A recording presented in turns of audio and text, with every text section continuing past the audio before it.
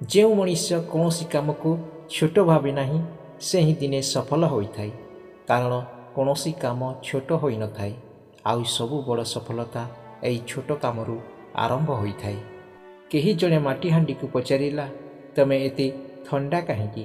ଆଉ ଏହାର ଉତ୍ତରରେ ମାଟିହାଣ୍ଡିଟି କହିଲା କି ଯାହାର ଅତୀତ ବି ମାଟି ଏବଂ ଭବିଷ୍ୟତ ବି ମାଟି, ତ ସେ କେଉଁ କଥାରେ ଗରମ ଦେଖାଇବ?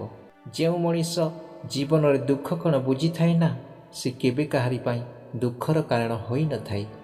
ସକ୍ସେସ୍ର ସବୁଠୁ ବଡ଼ ଖାସ୍ କଥା କ'ଣ ଜାଣିଛନ୍ତି? ସେ ସେହି ଲୋକମାନଙ୍କ ଉପରେ ଫିଦା ହୋଇଯାଏ ଯେଉଁମାନେ କଠିନ ପରିଶ୍ରମ କରିଥାନ୍ତି। କେବେ କେବେ ମଣିଷ ଭୁଲ ହୋଇନଥାଏ, ବାସ୍ ବେଳେ ବେଳେ ତା ପାଖରେ ନିଜକୁ ଠିକ୍ ବୋଲି ପ୍ରମାଣ କରିବାକୁ ଶବ୍ଦ ନଥାଏ।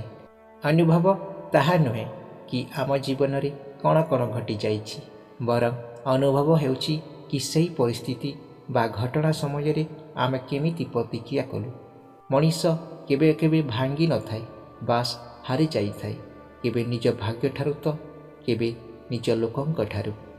ମଣିଷ ହସିକରି ଦେଖିସାରିଲା ତ କେବେ କାନ୍ଦିକରି ଦେଖିସାରିଲା।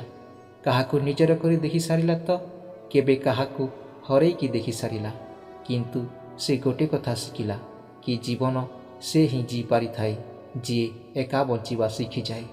ଜୀବନରେ ସଫଳତା ନାମକ ପୋଷାକ ପିନ୍ଧିବାକୁ ହେଲେ ନିଜ ପାଖରେ ପରିଶ୍ରମ ନାମକ ଗୁଣ ରହିବା ନିହାତି ଆବଶ୍ୟକ ଅଟେ। ଅଜ୍ଞାନୀ କହେ ସମ୍ପର୍କ ପଛେ କଟିଯାଉ, ମୁଁ ଯୁକ୍ତିରେ ହାରିବିନି। ଆଉ ଜ୍ଞାନୀ କହେ ଯୁକ୍ତିରେ ପଛେ ହାରିଯିବି, ସମ୍ପର୍କ କେବେ ଭାଙ୍ଗିବିନି। ଖୁସିରେ ଥାନ୍ତୁ, ଭଲରେ ରୁହନ୍ତୁ। ଭିଡ଼ିଓଟି ଭଲ ଲାଗିଥିଲେ ଲାଇକ୍, ସେୟାର, ସବସ୍କ୍ରାଇବ୍, କମେଣ୍ଟ କରନ୍ତୁ। ଜୟ ଜଗନ୍ନାଥ।